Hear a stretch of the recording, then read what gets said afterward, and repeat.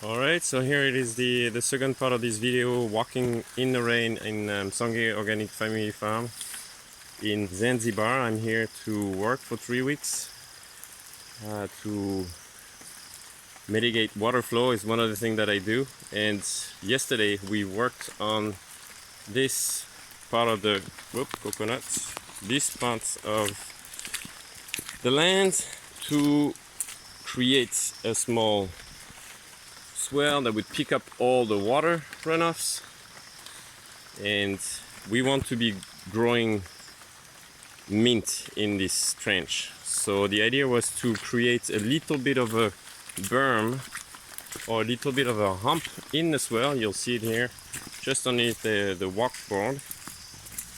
Yeah, so water would be cut here first before it overflows into banana patch all the way over there, going through the papaya area and papaya and something else, and into the banana patch.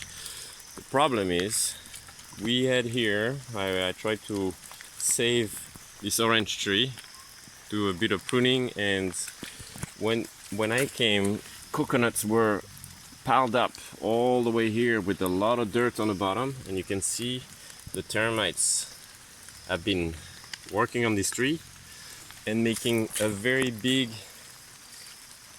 termite habitat here. Oh, termite dam, I don't know how you call it. And the thing is, when we try to fill up this well, it doesn't fill up because it goes somewhere in here or in here, down inside, and pops up back up on the other side. So it's not quite serving the purpose. We'll have to make sure we can plug this hole or lower this little hump to have the water going directly into the bananas until there is enough silt going into the termites. I'm not sure where it is. Somewhere around here there's a termite hole, and all the water goes down there. We had a very big, or few of them, downpour, and there's no sign of water having flown here. So we'll have to lower a little bit the overflow. It's no big deal. And here it is, the banana patch, which I'm gonna go through here and show you very quickly how it works. Back in the swell. I love my boots. And we have bananas and banana pits or mosh pits everywhere onto kind of a keyhole system onto this swell. And when I come right there, it's becoming big and green, very green. Look at this taro. I need to back up a little bit because this taro is just enormous. The reason is that below here we have a pipe. I installed that last time I was here, and this pipe goes just in the back here. You can't really see.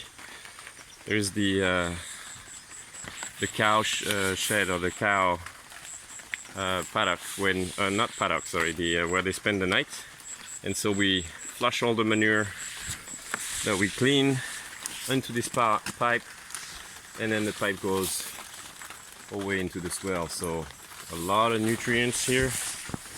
And I've been talking to the owner. She said that this system has been producing like crazy. She's very happy. Way less maintenance, no nutrients needed. And this system goes down. There's 5 swells now. The guys have been extending the system when I was away. I'll have to go and check the level to make sure, and make sure that there is overflows. You always want an overflow in any system you do. But yeah, this system is working great. Trying to just make a sense and trying to use as much water as possible on this farm where we want it and not where we don't want it, like in the garden, from the road to the garden. But if it comes here, then we have more productions of bananas. There's some pink banana up there. I don't know if you can see, right up there.